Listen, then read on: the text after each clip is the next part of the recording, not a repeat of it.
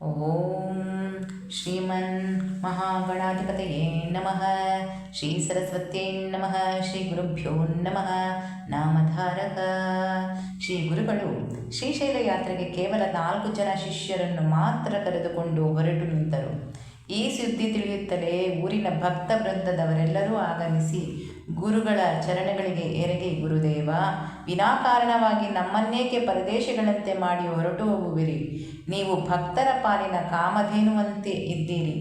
ತಮ್ಮ ನಿತ್ಯ ದರ್ಶನದಿಂದ ನಮ್ಮ ಪಾಪಗಳೆಲ್ಲವೂ ನಿವಾರಣೆಯಾಗುತ್ತಿದ್ದವು. ಇಂಥ ಕರುಣಾಮೂರ್ತಿಗಳಾದ ನೀವೇ ನಮ್ಮನ್ನು ಅಗಲಿ ಹೋಗುವುದಾದರೆ ನಮಗೆ ರಕ್ಷಕರಾರು ಎಂದು ಪರಿಪರಿಯಿಂದ ವಿನಂತಿಸಿ ಕಣ್ಣೀರು ಸುರಿಸಿದರು. ಆಗ ದಯಾಳುವಾದ ಸದ್ಗುರುನಾಥನು ಆ ಭಕ್ತ ಪರಿವಾರವನ್ನು ಕುರಿತು, ಭಕ್ತರೇ, ನಮ್ಮ ವಿರಹ ಉಂಟಾಗುವುದೆಂದು ನೀವಾರೂ ಚಿಂತಿಸಬೇಡಿರಿ. ಜನಸಾಮಾನ್ಯರ ದೃಷ್ಟಿಗೆ ನಾವು ಶ್ರೀಶೈಲ ಯಾತ್ರೆಗೆ ಹೋದಂತೆ ಕಂಡರೂ ನಾವು ಸತ್ಯವಾಗಿಯೂ ಗಾಣಗಾಪುರದಲ್ಲಿಯೇ ವಾಸ ಮಾಡಿಕೊಂಡಿರುತ್ತೇವೆ. ಭಾವಿಕ ಭಕ್ತರಿಗೆ ನಿತ್ಯ ದರ್ಶನವನ್ನು ಈಯುತ್ತೇವೆ. ನಿತ್ಯವೂ ಅಮರಜಾ ಸಂಗಮದಲ್ಲಿಯೇ ನಮ್ಮ ಸ್ನಾನಾನುಷ್ಠಾನಗಳನ್ನು ನೆರವೇರಿಸಿಕೊಳ್ಳುತ್ತೇವೆ. ಯಾವಾಗಲೂ ಇದೇ ಗಾಣಗಾಪುರದ ಮಠದಲ್ಲಿಯೇ ಗೌಪ್ಯವಾಗಿ ವಾಸ ಮಾಡಿಕೊಂಡು ಇರುತ್ತೇವೆ. ನಮ್ಮ ಪ್ರಾತಃ ಕಾಲದ ಸ್ನಾನವು ಕೃಷ್ಣ ಪಂಚಗಂಗಾ ಸಂಗಮದಲ್ಲಿ, ಅನುಷ್ಠಾನವು ಆ ಸಂಗಮದಲ್ಲಿರುವ ಔದುಂಬರ ವೃಕ್ಷದ ಕೆಳಗೆ, ಮಧ್ಯಾಹ್ನದ ಸ್ನಾನವು ಭೀಮಾ ಅಮರಜಾ ಸಂಗಮದಲ್ಲಿ ಮತ್ತು ಮಧ್ಯಾಹ್ನದ ಅನುಷ್ಠಾನವು ಆ ಸಂಗಮದಲ್ಲಿರುವ ಅಶ್ವತ್ಥ ವೃಕ್ಷದ ಕೆಳಗೆ. ನಾವು ಸಂಗಮದಲ್ಲಿ ಸ್ನಾನ ಮಾಡಿ ಇದೇ ಮಠದಲ್ಲಿ ನಿರ್ಗುಣ ಪೂಜೆಯನ್ನು ಸ್ವೀಕಾರ ಮಾಡುವೆವು. ಇದು ತ್ರಿವಾರ ಸತ್ಯವಾದ ಮಾತೆಂದು ತಿಳಿಯಿರಿ ಎಂದು ಆ ಭಕ್ತರಿಗೆಲ್ಲ ಸಮಾಧಾನ ಹೇಳಿದ್ದಲ್ಲದೆ, ಸಂಗಮದಲ್ಲಿಯ ಅಶ್ವತ್ಥ ವೃಕ್ಷವನ್ನು ಪೂಜಿಸುವವರ ಮನೋಬಯಕೆಗಳು ತಕ್ಷಣವೇ ಈಡೇರುವುದಾಗಿಯೂ, ಮಠದಲ್ಲಿಯ ನಿರ್ಗುಣ ಪಾದುಕೆಗಳ ಪೂಜೆ ಮಾಡುವವರ ಸಕಲ ವಿಘ್ನಗಳು ಪರಿಹಾರವಾಗುವುದಾಗಿಯೂ ಆಶ್ವಾಸನೆಯನ್ನು ಇತ್ತರು. ನಂತರ, ಭಕ್ತರೇ, ನೀವು ತ್ರಿಕಾಲದಲ್ಲಿ ಮಾಡುವ ಆರತಿಯು ನಮಗೆ ಸಂತೋಷವನ್ನು ಉಂಟು ಮಾಡುವುದು. ಅಂಥ ಸದ್ಭಕ್ತರ ಮನೋಬಯಕೆಗಳು ತಕ್ಷಣವೇ ನೆರವೇರುವು. ಈಗ ರಾಜ್ಯವೆಲ್ಲವೂ ಮ್ಲೇಚ್ಛ ರಾಜರಿಂದ ಆಕ್ರಾಂತವಾಗಿದೆ. ನಾವು ಪರಮಪುರುಷರೆಂದು ಎಲ್ಲ ಕಡೆಗೂ ವಿಖ್ಯಾತಿಯಾಗಿ ಹೋಗಿದೆ. ಆದ್ದರಿಂದ ಮ್ಲೇಚ್ಛರು ಸಹಿತ ನಮ್ಮನ್ನು ಹುಡುಕಿಕೊಂಡು ದರ್ಶನಾಕಾಂಕ್ಷಿಗಳಾಗಿ ಬರುವರು. ಅಂಥ ಜನರಿಂದ ಹಿಂದೂ ಜನರಿಗೂ ಬ್ರಾಹ್ಮಣರಿಗೂ ತುಂಬ ತೊಂದರೆಯಾಗುವುದು. ಅದಕ್ಕಾಗಿಯೇ ನಾವೀಗ ಈ ಶ್ರೀಶೈಲ ಯಾತ್ರೆಯ ನೆಪವನ್ನು ಮುಂದೆ ಮಾಡಿದ್ದೇವೆ. ಇದು ಲೌಕಿಕರ ದೃಷ್ಟಿಗಾಗಿ ನಾವು ಕೈಗೊಂಡಿರುವ ಯಾತ್ರೆಯು. ಆದರೆ ಮಠದಲ್ಲಿ ನಿರ್ಗುಣ ಪಾದುಕೆಗಳನ್ನು ಏಕೋಭಾವದಿಂದ ಪೂಜಿಸುವವರಿಗೂ, ಸಂಗಮದಲ್ಲಿ ಸ್ನಾನ ಮಾಡಿ ಅಲ್ಲಿರುವ ಅಶ್ವತ್ಥ ವೃಕ್ಷ ಪಾದುಕೆಗಳು ಹಾಗೂ ಗಣಪತಿಯರನ್ನು ಆರಾಧಿಸುವವರಿಗೂ ನಾವು ನಿಶ್ಚಯವಾಗಿಯೂ ದರ್ಶನವನ್ನು ಈಯುತ್ತೇವೆ.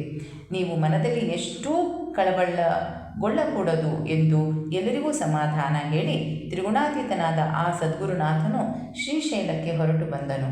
ಶ್ರೀಶೈಲದ ಕೆಳಗಿರುವ ನದಿ ತೀರ್ಥ, ಅಂದರೆ ಪಾತಾಳ ಗಂಗೆಯ ತೀರದಲ್ಲಿ ಸದ್ಗುರುನಾಥನು ನಿಂತುಕೊಂಡನು ಮತ್ತು ಶಿಷ್ಯರನ್ನು ಕುರಿತು, ಶಿಷ್ಯರೇ, ನೀವು ಬೇಗನೆ ಮಲ್ಲಿಕಾರ್ಜುನನ ಹತ್ತಿರ ಹೋಗಿ ಪುಷ್ಪಗಳನ್ನು ತೆಗೆದುಕೊಂಡು ಬಂದು ನಮಗಾಗಿ ಒಂದು ಪುಷ್ಪ ಮಂಚಿಕೆಯನ್ನು ಸಿದ್ಧಪಡಿಸಿರಿ ಎಂದು ಆಜ್ಞೆ ಮಾಡಿದರು.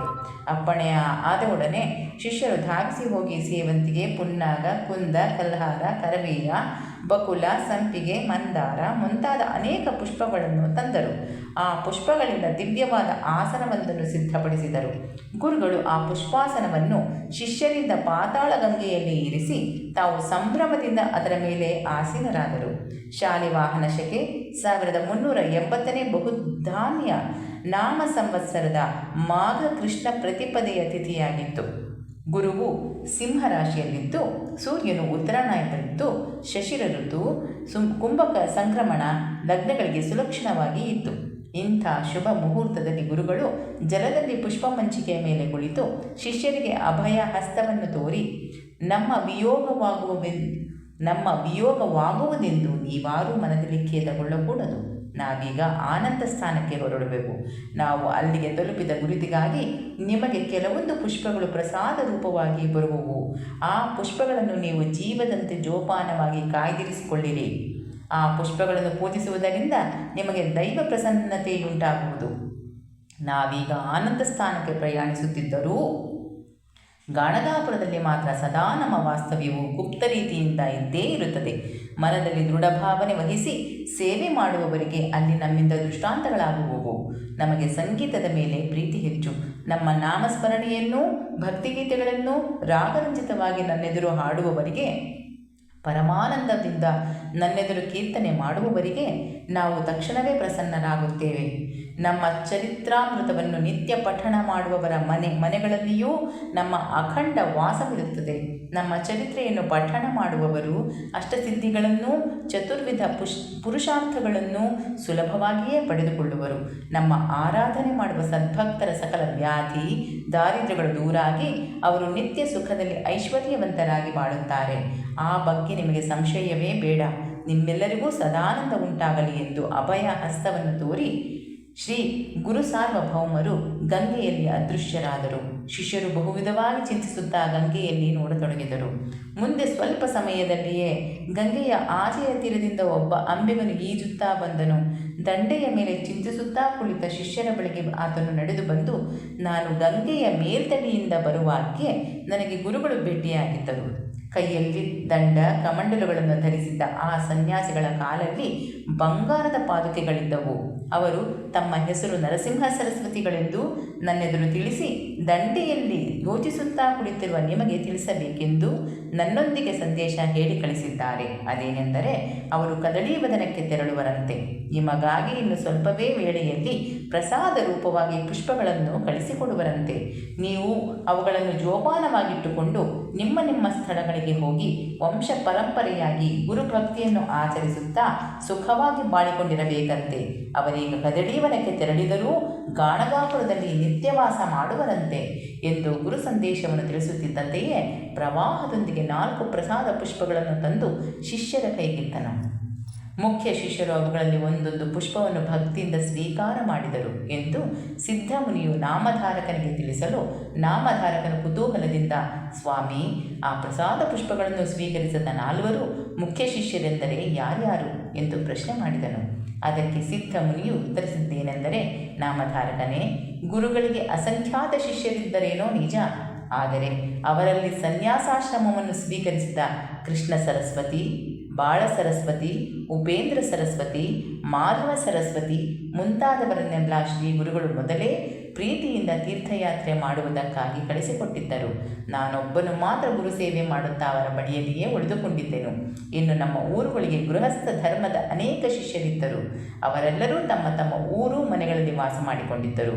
ಅವರಲ್ಲಿ 3 ಮಾತ್ರ ಗುರುಗಳೊಂದಿಗೆ ಶ್ರೀಗಿರಿಗೆ ಬಂದಿದ್ದರು. ಮೊದಲನೆಯವನು ಸಾಖರೆ ಸಾಯಂದೇವನು, ಎರಡನೆಯವನು ಕವಿ ಬಸವರಸ ಅರ್ಥಾತ್ ನಂದಿ ಎಂಬುವನು, ಮೂರನೆಯವನು ನರಹರಿ ಎಂಬ ಕವೀಶ್ವರನು, ಇನ್ನು 4ನೆಯವನೆಂದರೆ ನಾನು ಸಿದ್ಧನೆಂಬ ಹೆಸರಿನುವನು. ಹೀಗೆ ನಾವು 4 ಆ ಪ್ರಸಾದ ಪುಷ್ಪಗಳಲ್ಲಿ ಒಂದೊಂದನ್ನು ಭಕ್ತಿಯಿಂದ ಹಂಚಿಕೊಂಡೆವು. ಅದೇ ಪುಷ್ಪವೇ ನನ್ನ ನಿತ್ಯದ ಪೂಜೆಯಲ್ಲಿ ಇದೆ ಎಂದು ನುಡಿದು ತನ್ನ ಬಳಿಯಲ್ಲಿದ್ದ ಪ್ರಸಾದ ಕುಸುಮವನ್ನು ನಾಮಧಾರಕನಿಗೆ ತೋರಿಸಿದನು. ಮತ್ತು ನಾಮಧಾರಕನೇ, ಈ ರೀತಿಯಾಗಿ ಗುರುಚಿಂತೆಯುಂಟು. ಇದು ಪ್ರಸಾದ ಕುಸುಮವನ್ನು, ಇದು ಭಕ್ತರಿಗೆ ಕಾಮಧೇನುವಿದ್ದಂತೆ. ಇದರ ಶ್ರವಣದಿಂದ ದುಃಖ ದಾರಿದ್ರ್ಯಗಳು ನಾಶವಾಗುವವು. ಇಂಥ ಪವಿತ್ರವಾದ ಗುರುಚರಿತ್ರೆಯನ್ನು ಬರೆಯುವವರು, ಓದುವವರು, ಕೇಳುವವರೆಲ್ಲರೂ ಧರ್ಮಾರ್ಥ ಕಾಮ ಮೋಕ್ಷಗಳೆಂಬ ಚತುರ್ವಿಧ ಪುರುಷಾರ್ಥಗಳನ್ನು ಪಡೆಯುವರು. ಅವರಿಗೆ ಸಂತತಿಯ ವೃತ್ತಿಯಾಗುವುದು ಎಂದು ಸಿದ್ಧಮುನಿಯು ಹೇಳಿದ ಒಡನೆ ನಾಮಧಾರಕನಿಗೆ ಸಕಲ ಸುಖ ಸಂಪತ್ತುಗಳು ಲಭ್ಯವಾದವು. ಸಿದ್ಧಮುನಿಯು ಆತನಿಗೆ ಪುತ್ರ ಪೌತ್ರಾದಿಗಳು, ಅಖಂಡ ಸಂಪತ್ತೂ ಪೂರ್ಣಾಯುಷ್ಯವೂ ಉಂಟಾಗಲೆಂದು ವರವನ್ನಿತ್ತನು.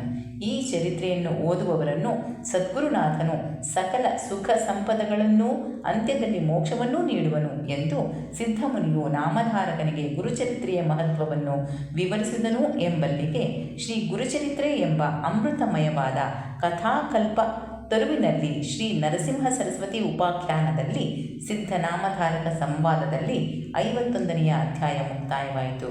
ಶ್ರೀಮದ್ ದತ್ತಾತ್ರೇಯ ಅರ್ಪಣಮಸ್ತು. ಸದ್ಗುರು ಶ್ರೀಪಾದ ಶ್ರೀ ವಲ್ಲಭ ನರಸಿಂಹ ಸರಸ್ವತಿ ಮಹಾರಾಜ್ ಕಿ ಜೈ. ಓಂ ನಮಃ ಶಿವಾಯ.